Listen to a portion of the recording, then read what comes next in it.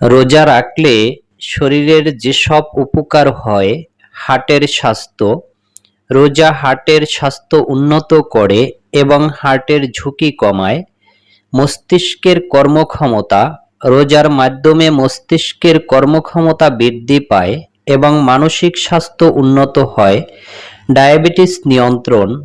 রোজা ডায়াবেটিসের নিয়ন্ত্রণে সাহায্য করে এবং ইনসুলিন প্রস্তুতি বাড়ায়। কিডনির স্বাস্থ্য। রোজা কিডনির পরিচালনা উন্নত করে এবং শরীরের বর্জ্য পদার্থ নির্যাতন করে। পরিপাক প্রক্রিয়া উন্নতি। রোজা পরিপাক প্রক্রিয়া উন্নত করে এবং খাবারের প্রস্তুতি সুস্থ হয়। ওজন নিয়ন্ত্রণ। রোজা ওজন নিয়ন্ত্রণে সাহায্য করে এবং শরীরের চর্বি প্রস্তুতি কমায়। অপকারের অভ্যাস থেকে মুক্তি। ধূমপান এবং অন্যান্য নেশাজাতীয় অভ্যাস থেকে রক্ষা পাওয়া সম্ভব হয় এবং সুস্থ জীবনের পথে প্রেরণা দেয়।